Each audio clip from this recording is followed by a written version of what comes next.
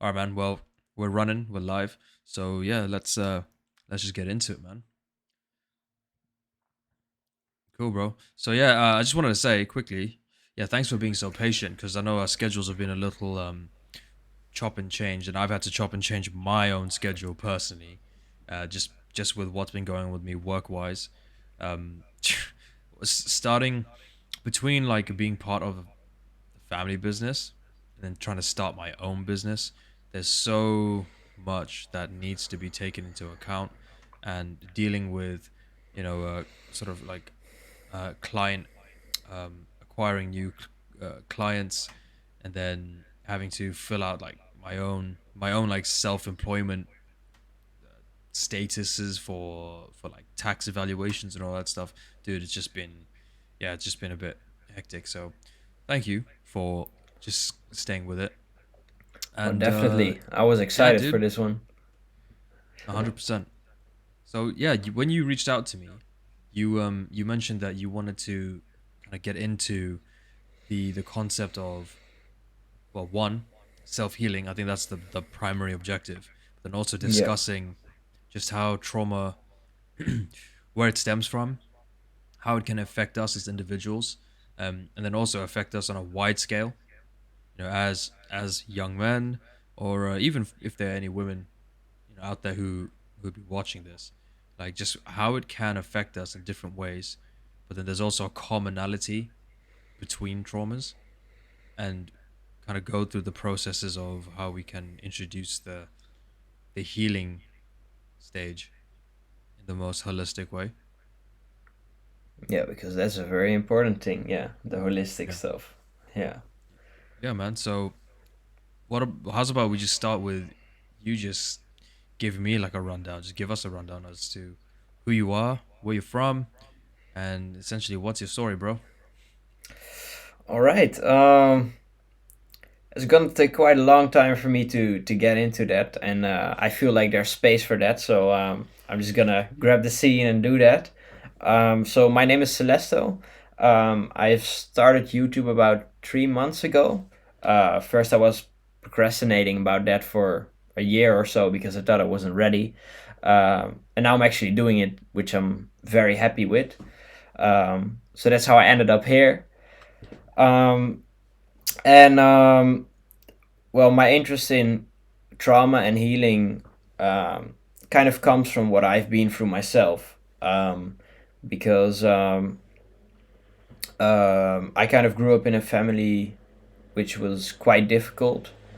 Um, from a young age on, I was very sensitive. So things like that are mostly, for example, genetically inherited. So, for example, when we talk about ADD or things like that, what's actually being inherited is the sensitivity. And I've been sensitive to other people's energies and emotions and things like that kind of from a young age on. So, everything that happened around me was a lot more intense and difficult for me. And I always came to a point where I kind of reached my energy limit. And I've never been in touch with that before, only since a short while. So I felt all these emotions and these energies, and I didn't know what the fuck to do with them. I felt so much sadness when somebody walked by me, but that was because I felt their sadness and not my own. And so that's sort of a um, empathic thing that I had from a young age on, and it's been very difficult for me to deal with that. Um, and now I'm kind of trying to move towards using this as a sort of a gift to use as a me becoming a therapist and a coach.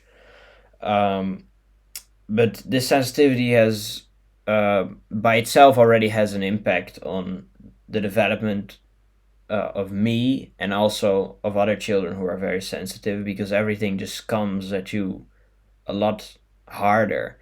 And then I grew up in a family where my mother was kind of the very nice, sweet, and pleasing person who would put herself to the side in order to take care of others. So she would always forget about herself and suppress what she was actually feeling.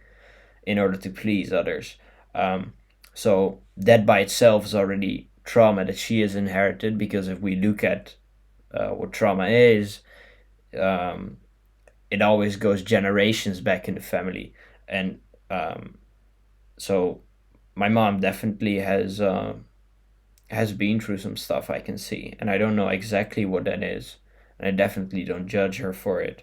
But then we got my dad, who is very different from my mother, because he is more of a tyrannical person who is quite aggressive and masks his vulnerability by making himself very big and kind of screaming. He never hit me or anything like that, but it was more like he was just very explosive and compulsive and not very understanding emotionally. Um, so then we can see that my mother, her emotional needs weren't being met at all. Um, so what happens then, which happens quite often, is I became the person who was emotionally taking care of my mother. So that started around when my grandma died, which I barely even knew at that age because it was kind of being hidden from me. But because I was so sensitive to energy, I could, of course, feel that. Um, but then as a kid, you see your mother crying about that because she's very heartbroken, which is quite logic, of course. But that's when I started taking care of her. So I would just take care of her because I saw she was very sad, and that's when I started suppressing my own emotions. So I figured that if I would totally express myself, um, I would only make the situation of my mother worse. So I decided that instead, it would be better to just take care of her and then, just forget about myself, just like my mother did to herself. So I kind of copied that. Um, and that's where I see that it started mostly because I also had things like explosive rage, like my father had during the biggest part of my school period. Um, and eventually, this anger was being suppressed as well because I was kind of coming up for the weak kids in my school. Um, and eventually, um, I was being taught that aggression was wrong. So, not that me beating up the kids was wrong, but expressing anger itself. So, it's just a tiny twist in the way it was communicated to me that could have changed this. But I learned that expressing anger was wrong. So, not only was I suppressing emotions to please my parents and other people, but I was now also not expressing my anger anymore.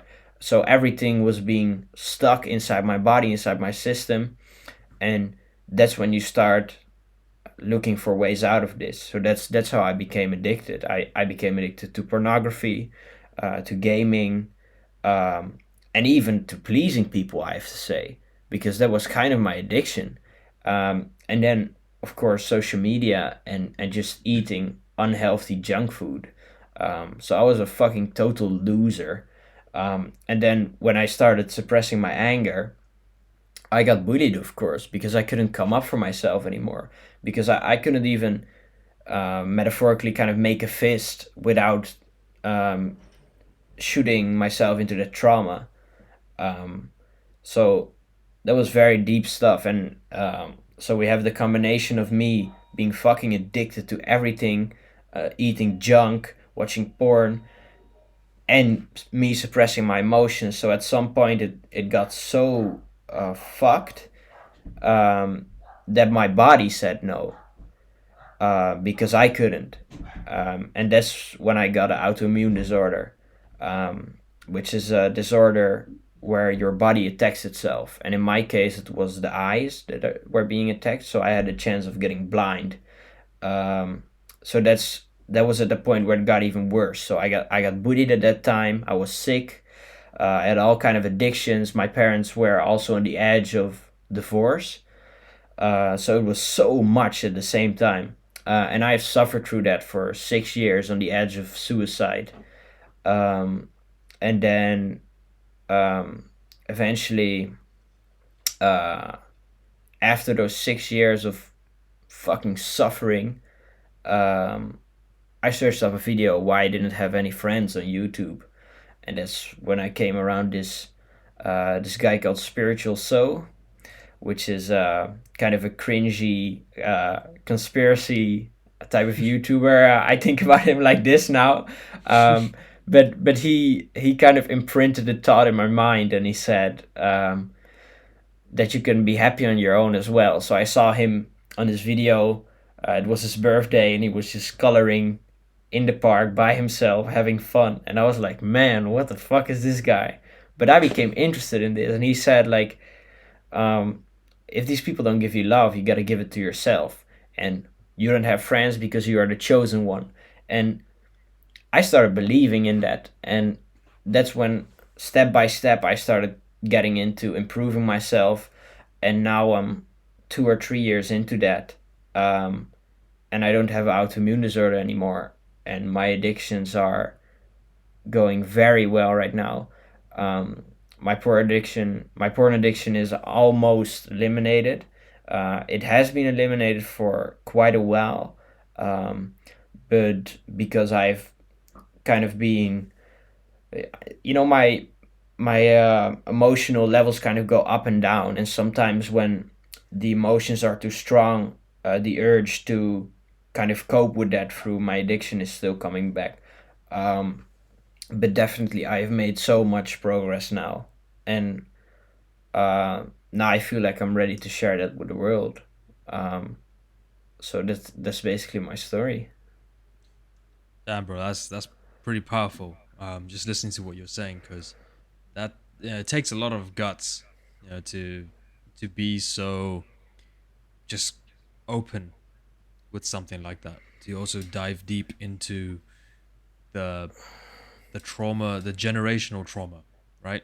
As you Mm-hmm. as you spoke about, you mentioned about it, because definitely I would agree with you there, saying that trauma that we inherit has been passed down from our parents, especially if it's not been resolved. And this is one big sort of like area that I like to focus on. It's part of like my whole mission when it comes to coaching, and creating like podcast style videos like this, which I put on my But channel, wait, which but is to you already give coaching right now. I do, yeah, I do. Yeah. Oh, I offer that's very coaching nice. services. Thanks, man. It's just for me. I don't even see it as like, oh, you know, I'm a coach or whatever it is. I exchange my knowledge with people that seek out that knowledge or need a little bit of help in their life, right? And I use my skill set that I've acquired from my history in the military, and also just from kind of navigating life in a certain way. Because I mean, I've like physically and like mentally been exposed to a lot of trauma, so dealing with that, as well as dealing with the generational trauma that I've sort of inherited from my parents, has helped me. It's helped me sort of assess myself as an individual, and I literally just share the points that I took to get to where I am right now currently with anyone who seeks some advice. And that's another thing, like, the buck doesn't stop for me, and the journey hasn't stopped. I'm still growing. I'm still learning things about myself. I'm still um, experiencing sometimes even new traumas that come up, or new events which trigger old traumas, and I'm still working my Mm-hmm. way through them. So that's definitely something that I can relate to with you, which is your your emotions also are like very very much so linked to memories, and those memories are like the gatekeepers to traumatic experiences, um, or just Yeah, experiences in general. definitely. Yeah. Well, something came up in my mind right now because I just started a new college, my first college actually. Um, I'm studying for media and communication. So I'm gonna learn about video editing and things like that. Um, And so I'm meeting new classmates now, right? And I'm seeing a lot of trauma and addiction around me.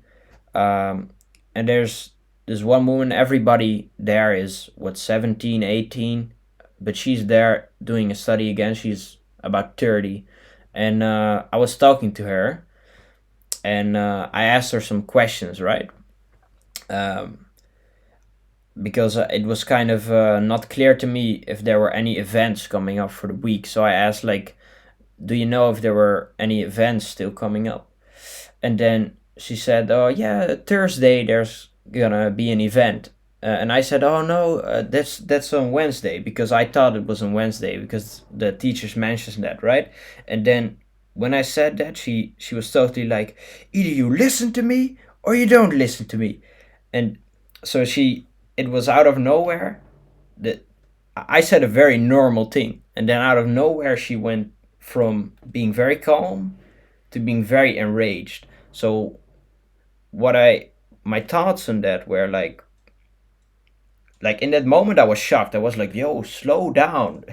but but now I'm like, so she's not mad about what has happened right now, but she's mad about the past because she feels like I'm not listening to her, which is exactly what happened in her past. So this is when something gets triggered. Same with my dad. I don't open the door in 3 seconds, and he's like, "Rrr, rrr." He's like totally angry because I don't stand up right away, and he says like, "Do you even hear me?"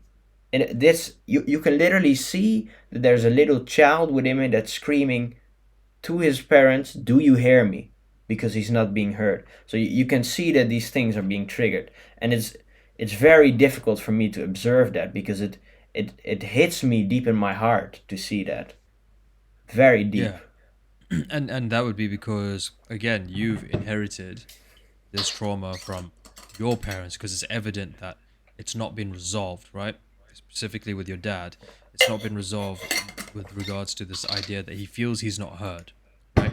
And it's Yeah, interesting because going back to this lady at your college, she also said, like, you either listen to me or you don't, which directly translates over to I don't feel as though I'm heard, whether it's from a childhood, whether it's something that manifested, over time. And one thing I've noticed is the the way in which we experience trauma also sort of directly sets the way that we look at the world and how we experience the world, because you will start to identify people of similar qualities to you, right? So there's an expression that that I like to I live by, which is you are what you attract, right? Similarly, on like a definitely. very Yeah, parallel, yeah, on a very parallel scale, there is another expression which is value identifies value, right? Value attracts value. And on the flip side of that, trauma attracts trauma. And you see this very commonly with relationships, right?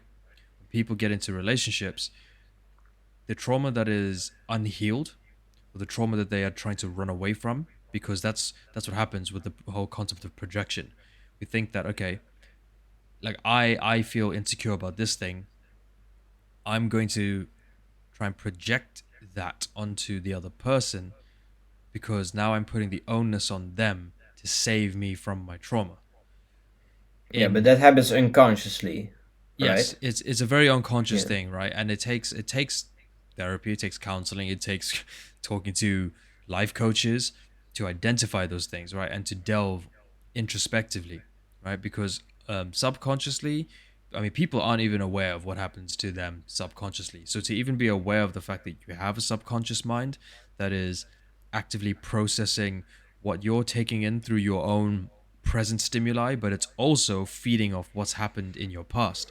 It's also aware of what's happened, with your previous traumas, and you're it's building like a library on how you will then carry yourself into future experiences, right? A lot of people aren't even aware of that. But when it comes to um like this instance, right?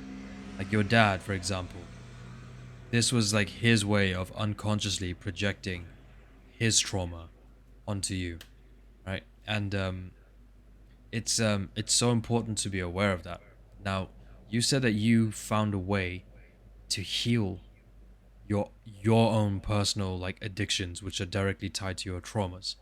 Right? You're still Mm-hmm. battling with a few things, which is natural, dude. I mean, most people don't even heal their traumas. Just look at our parents. Most of them don't even get to that stage where they can And actually even put it to even bed. the people that are on self improvement, I feel like most of them are not healing. They are treating the symptoms by changing their behaviors, going to the gym, uh, things like that. Yeah, But then they never look back at their pain because they say they live in the present moment and they are past that. Which is, if we look at that, it's an unconscious way of actually running away from it again.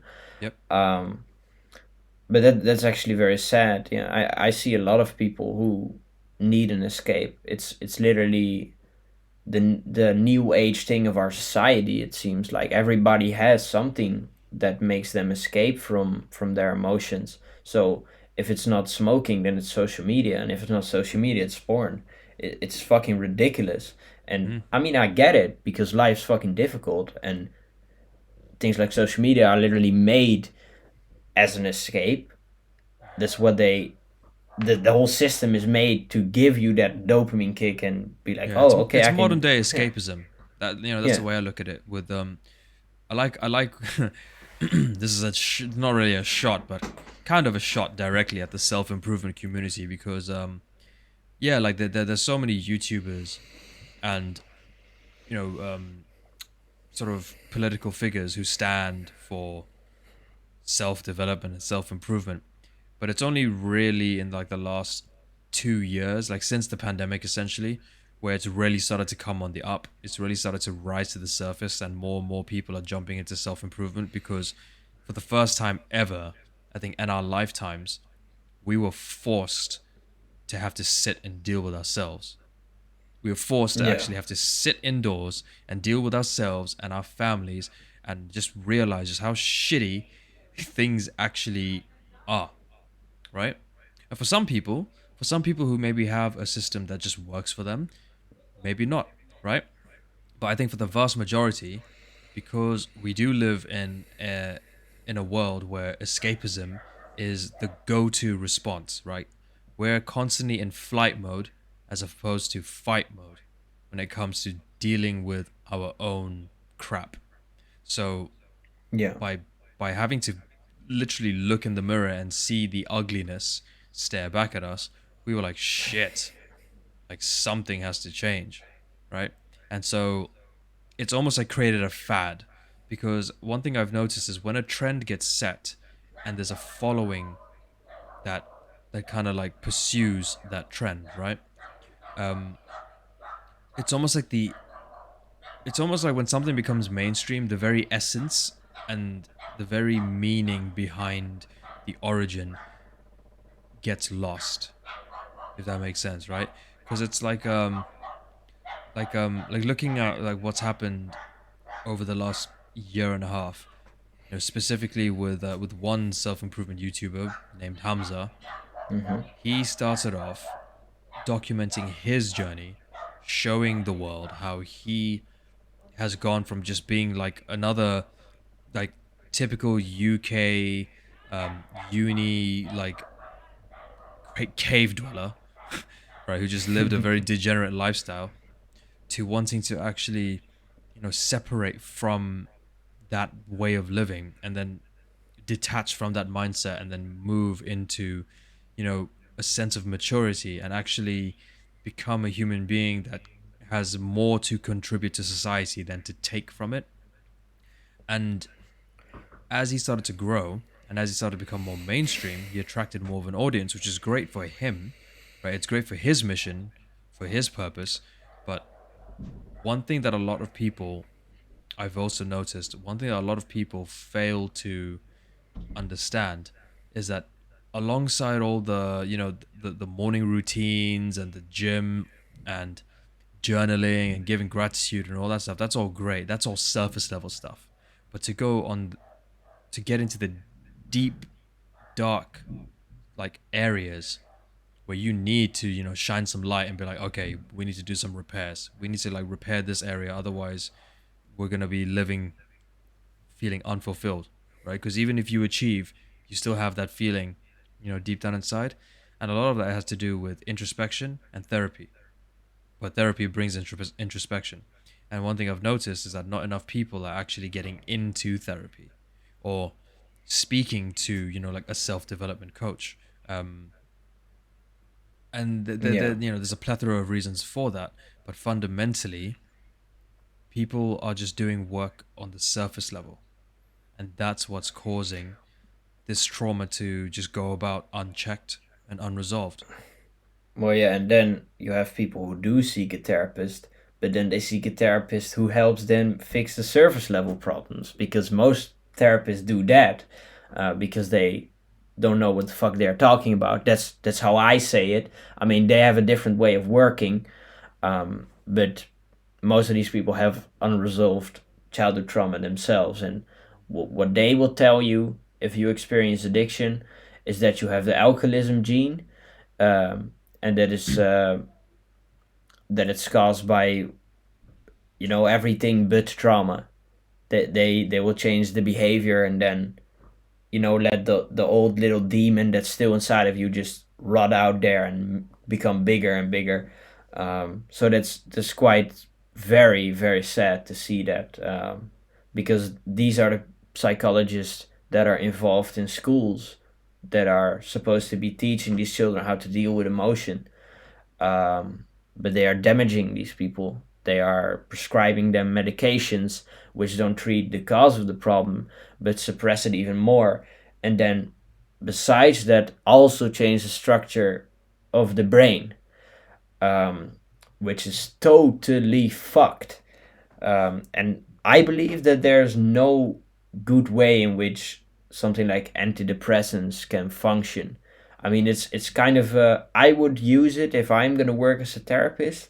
I would use it as a last resort. Um, Yeah. but there are also other last resorts that you can use.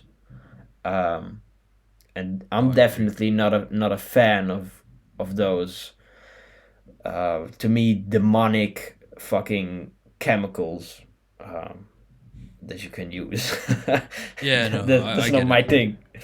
Yeah. 100%. I mean, I live in the UK, and it's like the the NHS is like, I was just looking at the way the NHS sort of diagnose patients, and that within itself, it's just like a tick box exercise, you know, because again, it comes down to profit margins and sort of like patient client and like turnovers in a timely fashion, right? So it's it's pretty crazy how within like a 10-minute session, you're meant to essentially be given like a sort of like an area in which you're then funneled through in the treatment process, and specifically when it comes to Yeah. mental health. I mean, yeah, it's like you tick like what, a few boxes in a questionnaire, and then you're like immediately diagnosed, and then from diagnosis you're sent straight to the like the end, sort of end the tail end of the treatment stage, which Yeah, it's often results in ridiculous. antidepressants, or you're prescribed some sort of drug that alters your, like the chemicals within your body. Now I understand if you actually have been like rigorously vetted and tried, and you do have a chemical imbalance, right? Because that's to help stabilize your neurons, to help your mind sort of operate in as normal of a fashion as it can be. But more often than not, this is where I agree with you. More often than Hmm. not, people need to actually explore what caused it in the first place, right? And I mean, yeah, my personal take is, specifically when it comes to mental health, is I think that medical, most like national medical health trusts or foundations are failing their people, because they tend to get too fixated on the symptom as opposed to the root cause of the Yeah. problem.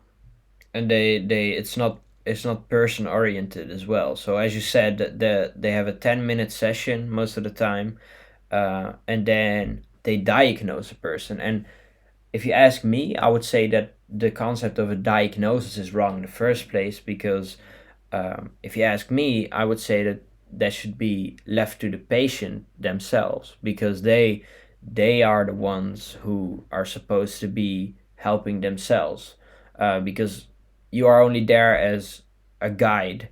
The therapist is solely there to, like, 90% of the time, ask questions and then explain some things once in a while. But it's just kind of it's just asking questions and make you dig deeper yourself. So it's just a guide.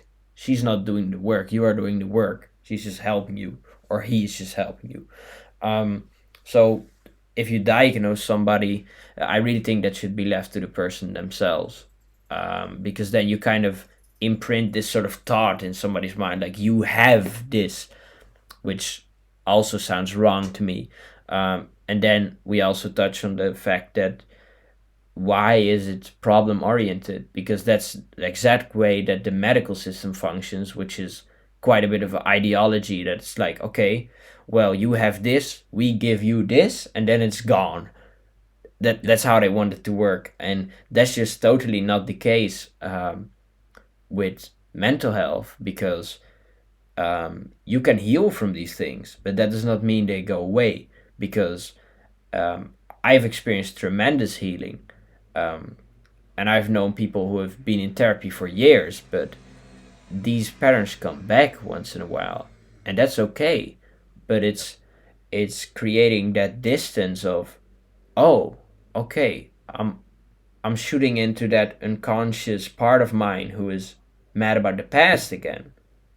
In these moments of, for example, when you explode in rage, to pause there for a second, it's like, okay, so I'm exploding in rage right now.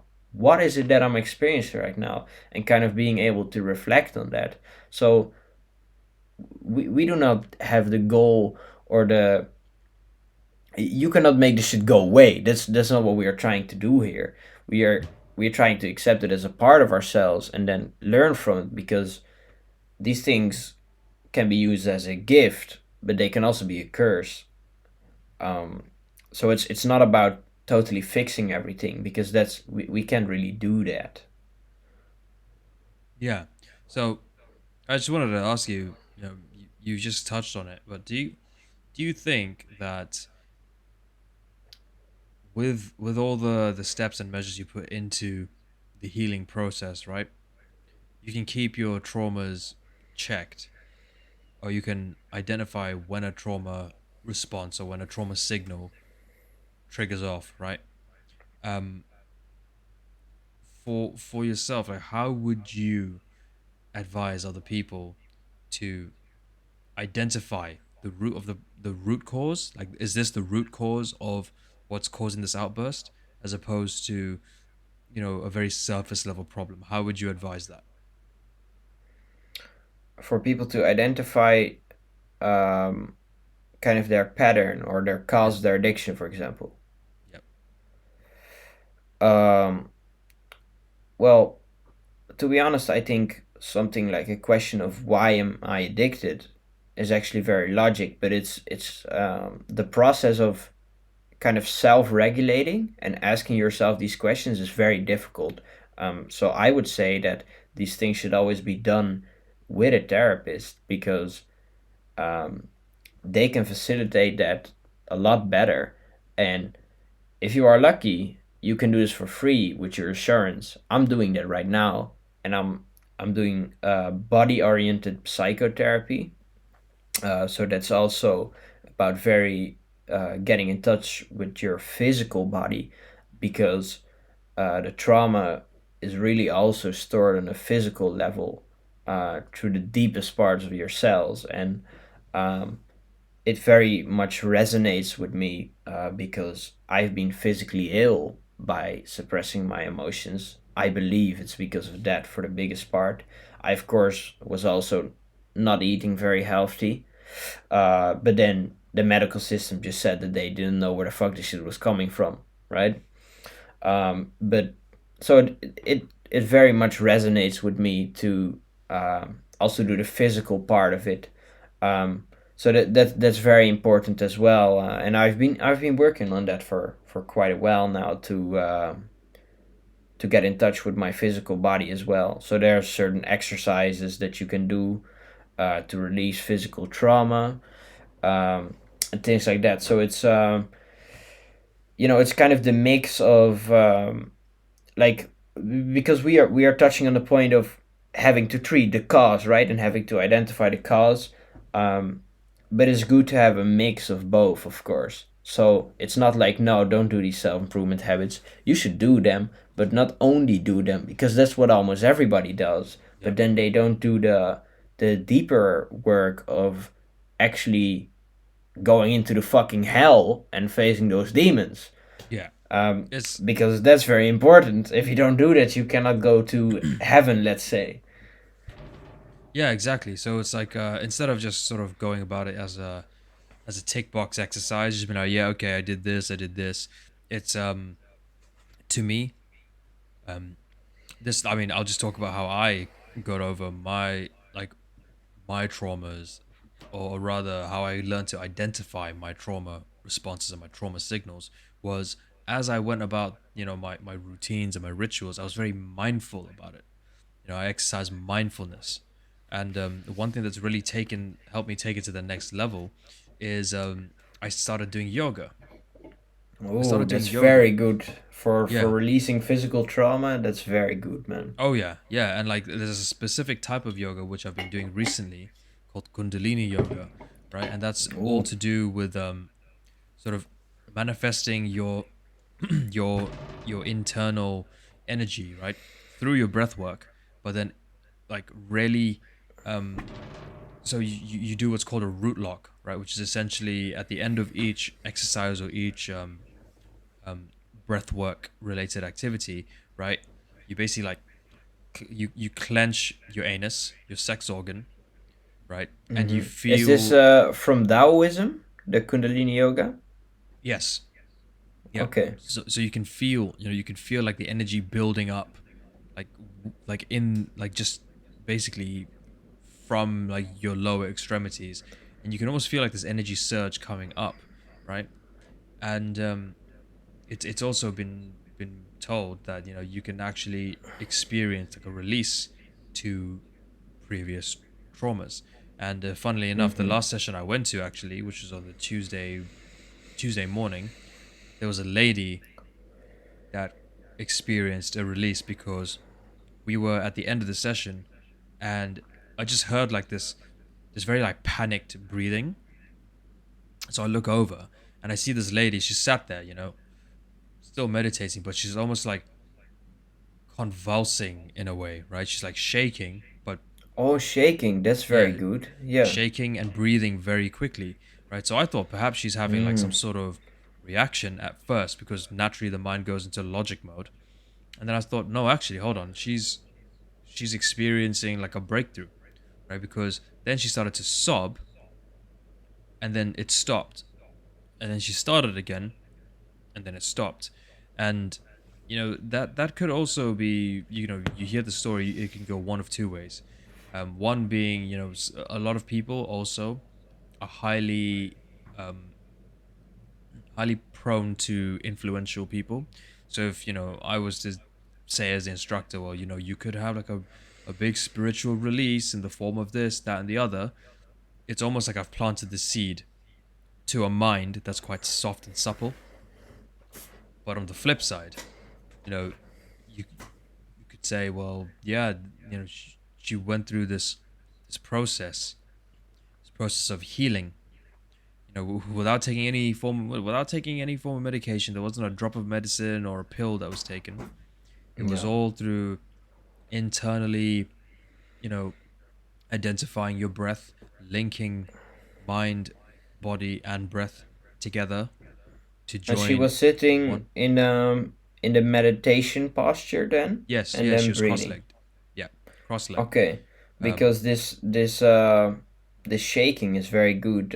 I've been doing that physical trauma work with my therapist for a few sessions now. I think about 3 sessions, and I also do exercise where my body totally shakes.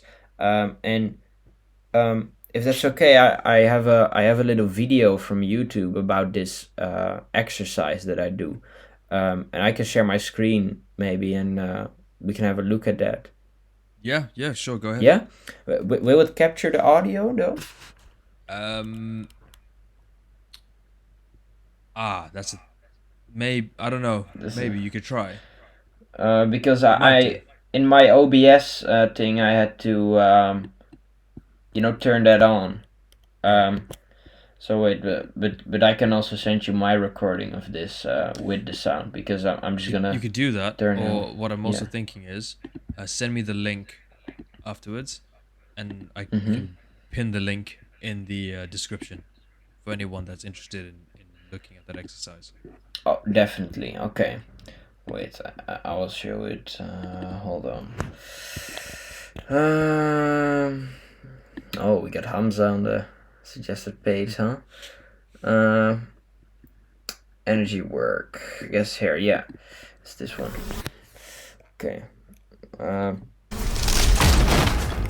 If you want to ace your paper, Can you hear download the sound? Grammarly. So this is an interesting.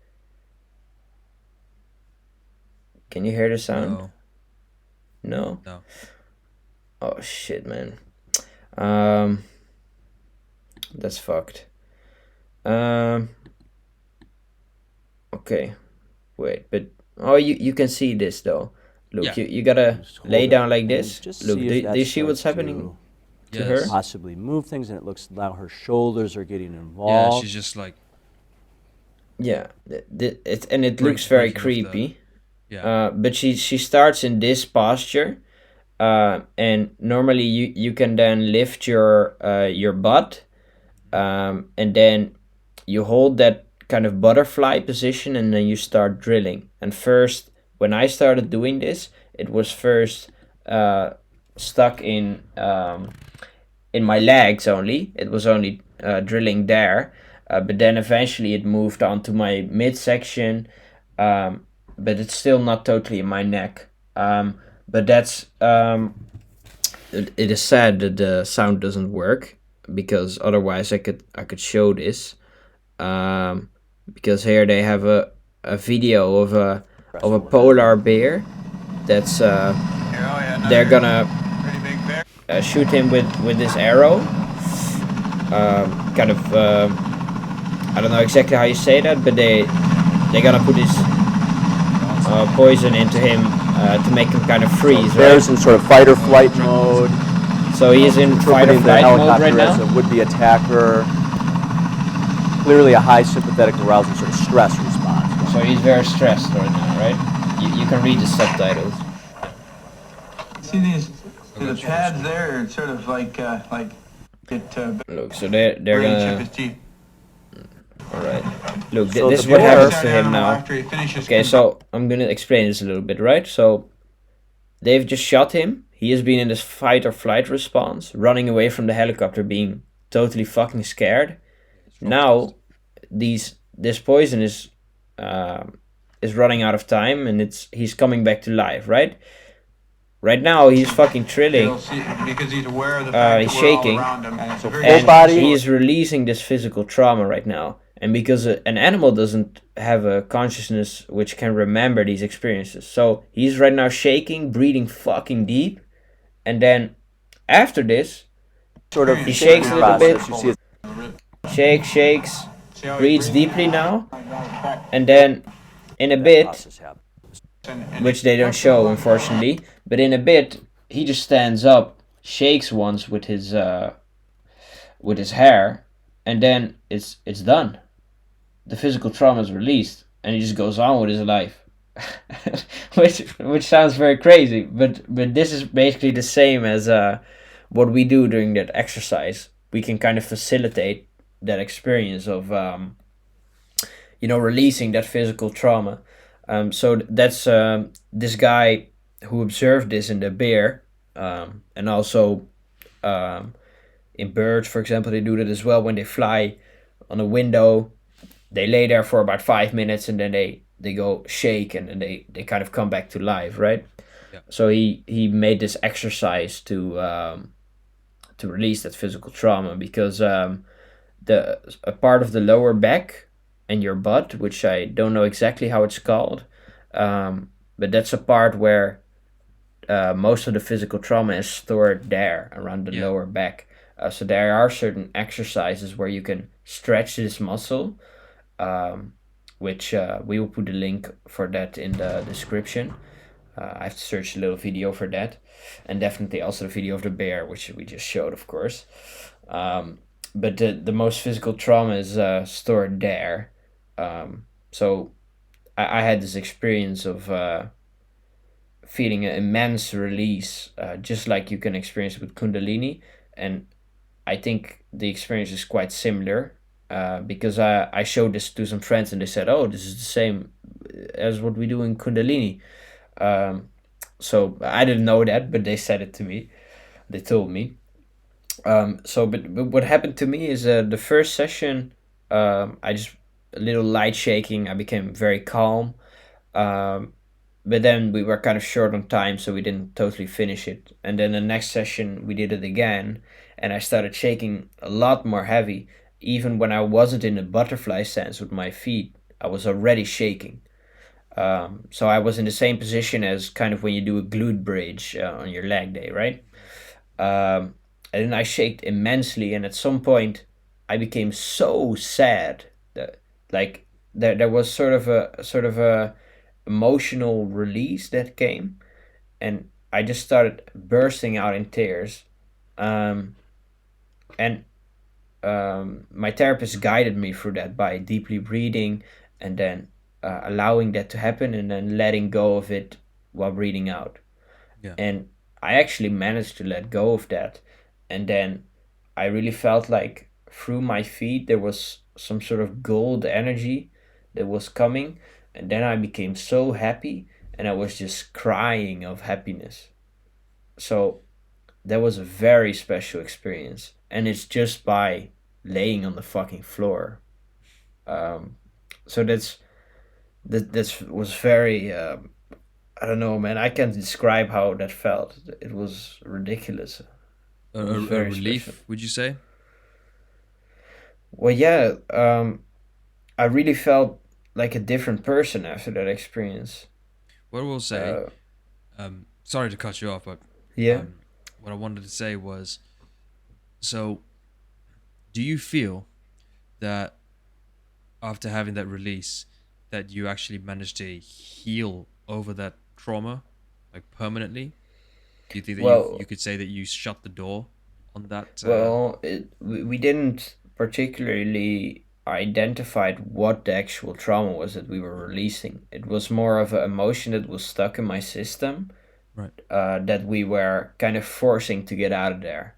Um, but I did experience a lot of healing, and the days after, and still now, I experience very differently from what I did before.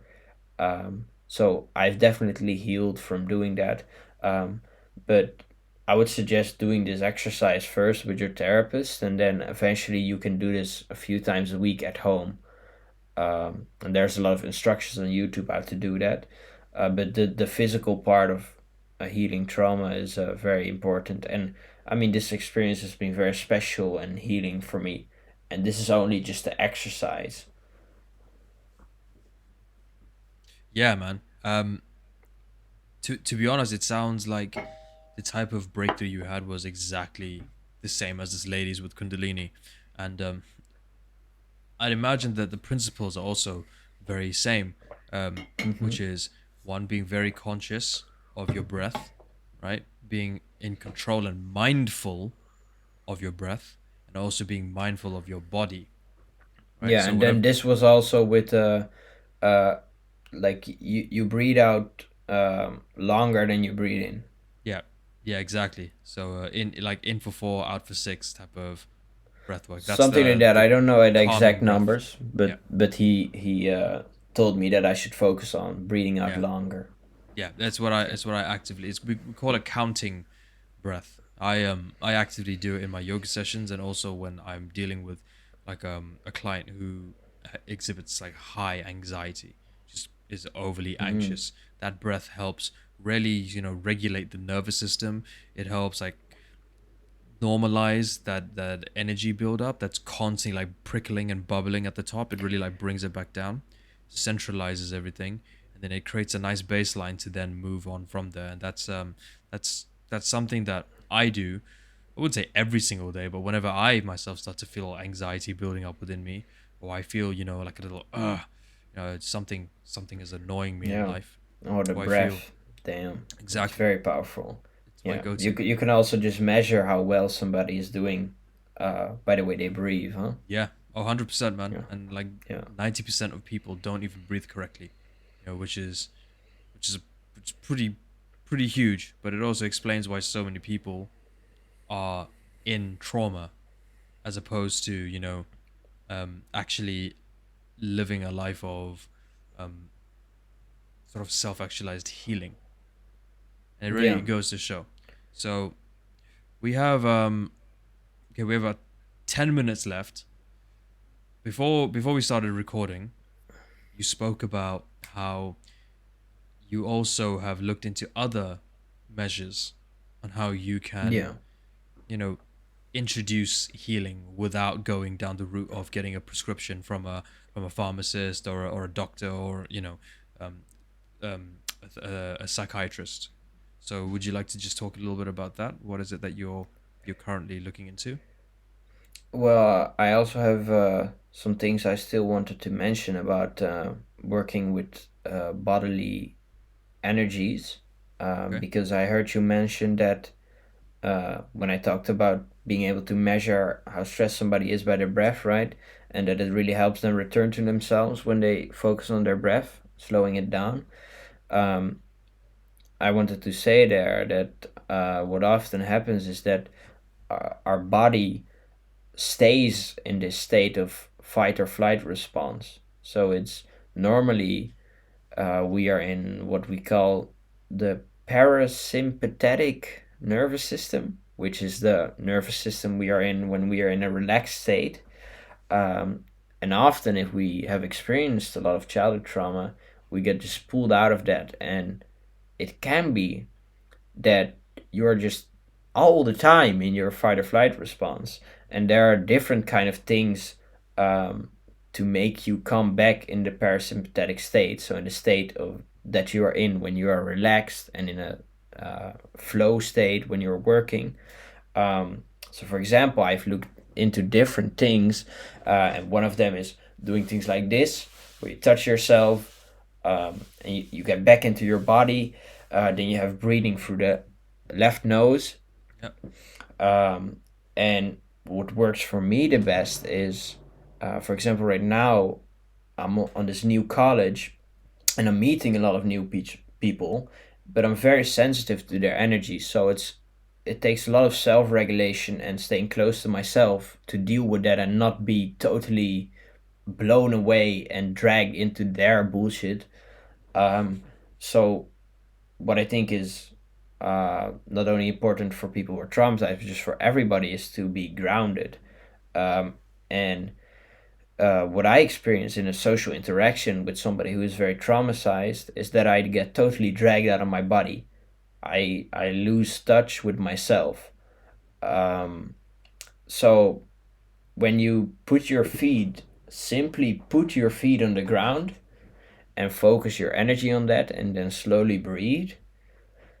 Um, that's when you get back into your body, and it kind of decreases the stress right away. And then we also have the part of, I mean, I get bit why people are stressed, because we are also walking with shoes and socks on all the time, which are also changing the bone structure of our feet, which is not supposed to be that way. Mhm. But the biggest part of it is that these shoes and socks, they are made of material that blocks your connection to the earth. And it sounds like a very woo woo concept, but it's actual science that you get energy from the earth. Um, so just by walking on your bare feet, you already get energy. Um, and for me, that has helped a lot as well. So it's just these small things. And actually, if you think about it, we are supposed to walk bare feet. So I Yeah. mean, I get it if we are if people are getting cancer and all those other diseases, because I mean, we just thought out of nowhere that it's normal to have all these fucking bricks, thousand millions of miles on the street, walking on shoes all day, Yeah. and not going outside at all, Away while being nature. in a Away McDonald's. from nature. Yeah. Yeah. Uh, No, no, so I completely get what you're saying, man. Because in just 2 weeks' time, I'm actually going on a retreat. I'm going to be teaching on that retreat, and one of the main exercises is covering exactly what you've just mentioned, which we call grounding. It's a grounding exercise. yes, Connecting your body to the earth, right? And it sounds like, the moment you say that, to a lot of people it sounds like woo woo hippie nonsense, but there is a now it's actually being debunked. Science is actually saying this is not just like some airy fairy mystic meg like BS. like this Exactly. one, this book. I've read this book. This is the guy who invented that. He's called Well, Clinton Ober, he Stephen discovered it. T. Yeah. Sinatra. Yeah. I would say he discovered it, because this type of practice has been around since the dawn of time, way before we as humans even existed.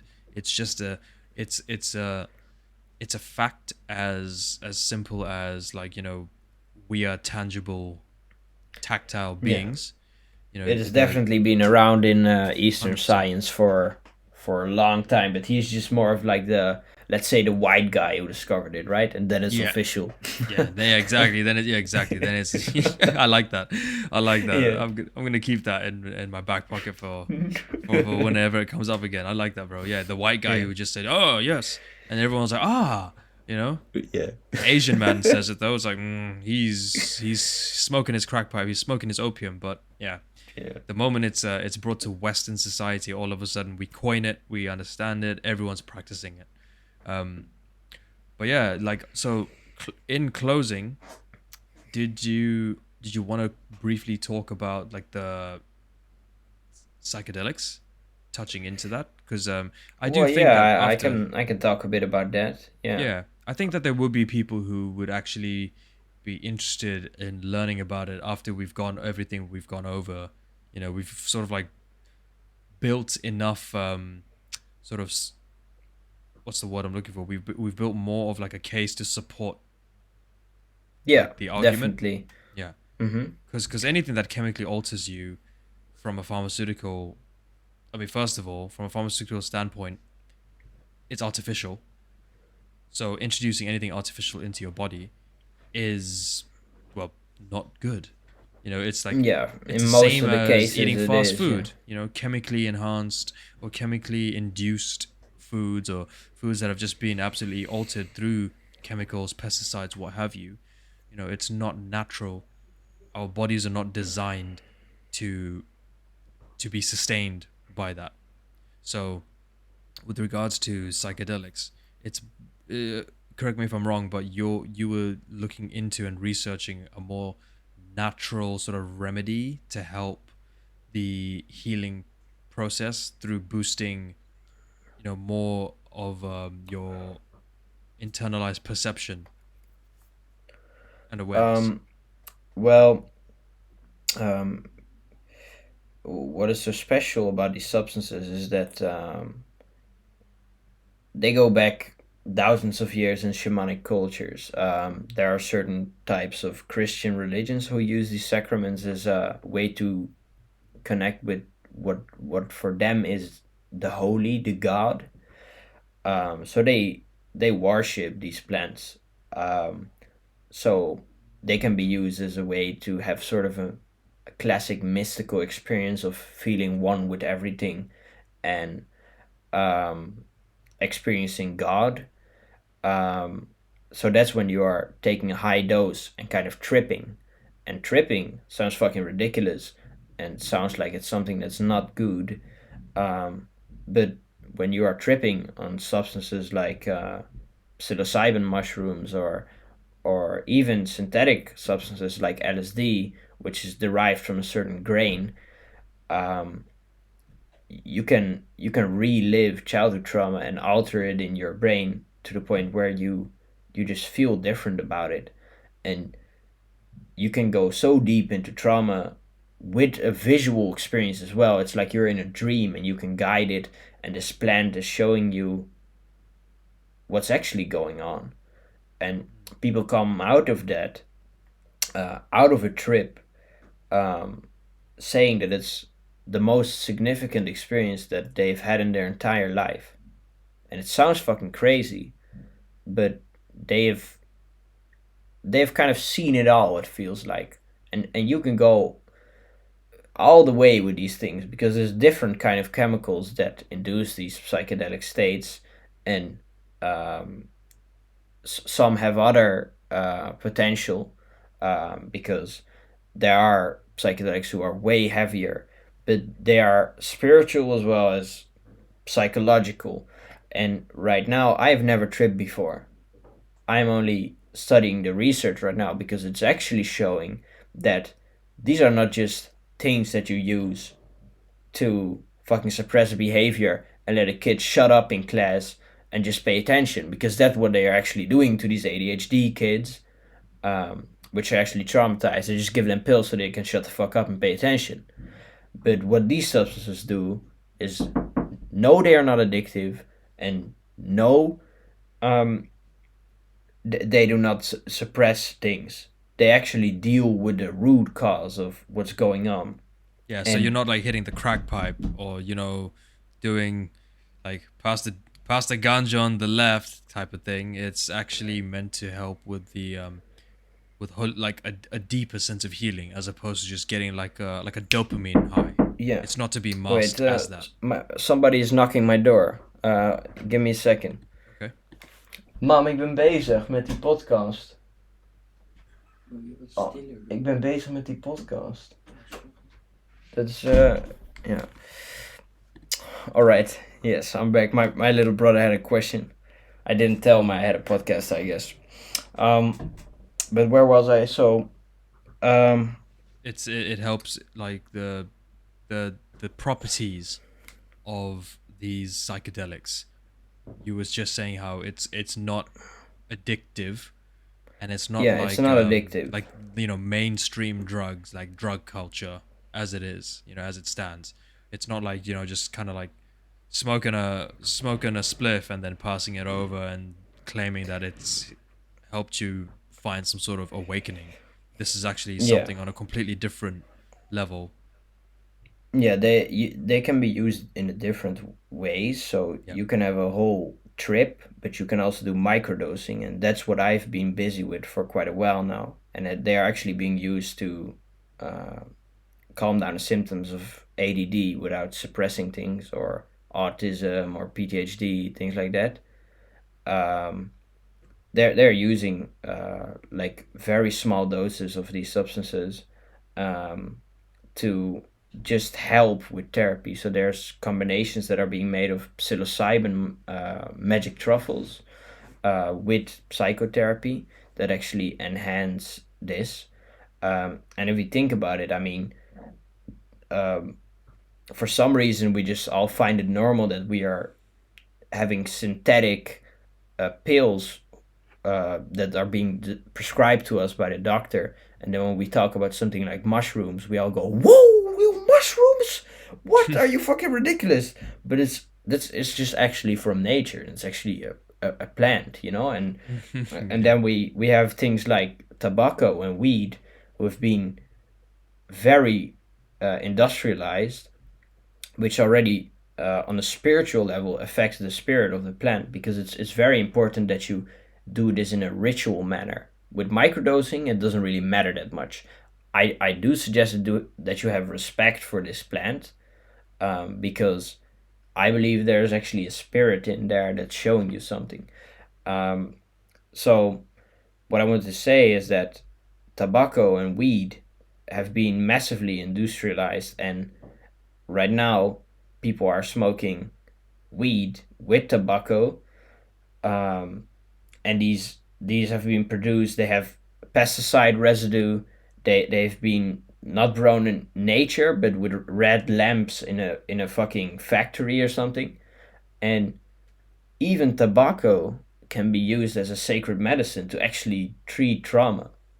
It's not only right now it's being used like this to fucking suppress it, but if we go to a little different type of tobacco, which is rapé, which they do into your nose, you can experience deep healing with those things, and that's just a little change in the chemical.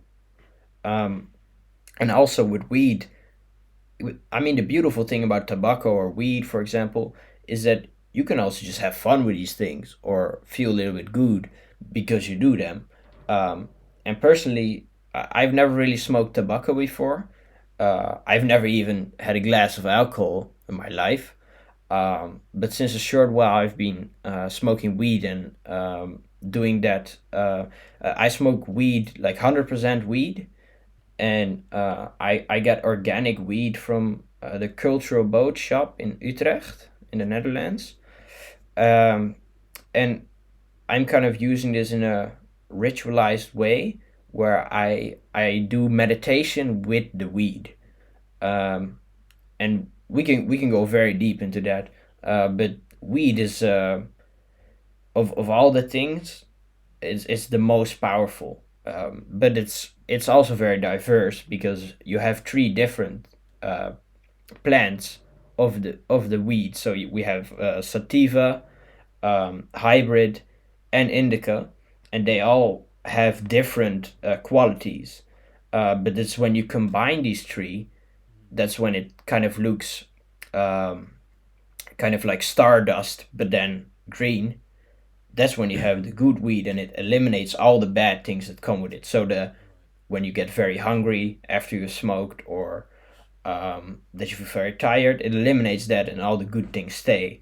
So it's when you have weed that's actually combined with all those three things Yeah. and doesn't have pesticide residue and has been grown by somebody who has actually forced a good energy into this plant. Because if we have a fucking drug addict who just want to make money with his red lights in his little fucking garbage can in the garden, if he's making it, it affects the way the plant works. Yeah. So it's very deep, and you can use these as tools to grow. And there's more than enough scientific evidence that's proving this, but it's just that what happened in the 1970s is that the Vietnam War was going on, and eventually, out of nowhere, out of the blue, these psychedelic substances were just introduced into Western society, and there was no guideline on how to use these things. It was just blown up in society. The hippies were using it, and eventually, because that's what these substances do, they make you more conscious. People started thinking, "Why the fuck do we have a Vietnam War? What the fuck is this government telling us?" So what happened is that people became more conscious, and that's why it got banned. Not because these things aren't healing, because there were thousands and thousands of studies of people literally after one trip, fucking totally having no PTSD symptoms anymore. So this is not some little fairy tale of a hippie that's trying to make you eat mushrooms. This is real shit. This has nothing to do with ADHD medicines who don't do shit, only damage you. This is what I call the real healing. I really believe that these substances have incredible potential, but they have to be used appropriately because um, they can make you go crazy too. Um, Yeah. but it That's just depends on the set and setting. oh yeah, 100%. It all has to be controlled. But hey man, I mean, very interesting points that we've covered over Definitely, the yes. length of this podcast. Very quickly before we go, for anyone who wants to find you, where can they look you up? Socials. Well, luckily I've deleted my Instagram and my Facebook. I did communicate with you through there, but I'm not active on there anymore. Okay. But I'm active on YouTube, and my own podcast called the Celesto Show is on all platforms. So it's on Spotify, Apple Podcast, Google Podcast, and it's coming on Amazon and things like that as well. Um, and I do a lot of episodes with people from the Hamza community there as well. So you can definitely check that out. And I guess all the links will be in the description. I also post some self improvement related content since a short while now. I'm kind of finding my way in that. But I will definitely be on YouTube for the coming years, and it's just gonna have to see where my content is heading right now, because I'm kind of at a point where I don't know exactly what I want to focus on, and that's primarily because these substances have come into my life, and it just seems like they can totally change the world. So that's why I'm kind of seeing whether or not I want to just talk about how to do a push pull leg workout instead of experiencing unity with God. So I kind of Yeah. had to find what I would rather talk about, right? Yeah, man. But you find your way. It's a it's a very it's a big step, broadcasting yourself like this. So I just wanted to say once again, thank you for reaching out. Thank you for coming to me with your knowledge and your information. I've definitely found it massively informative, and That's great. yeah, no, this has definitely been an awesome experience, and I can't wait to throw this up for people to watch and learn. It's been very educational and informative. And the last point I will say is, with regards to content creation, I mean, we're both on this pathway, and honestly, one thing I've come to realize is, whatever it is you enjoy, just put that out there, right? Because I've I've I've pushed and pushed in so many different directions, and Hmm. I've just found myself struggling.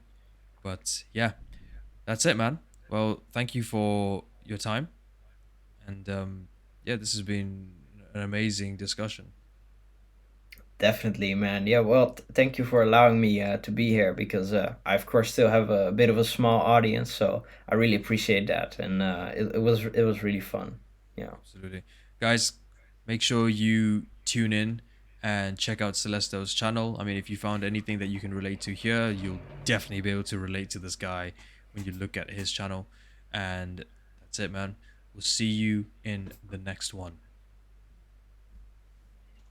All right, that was it.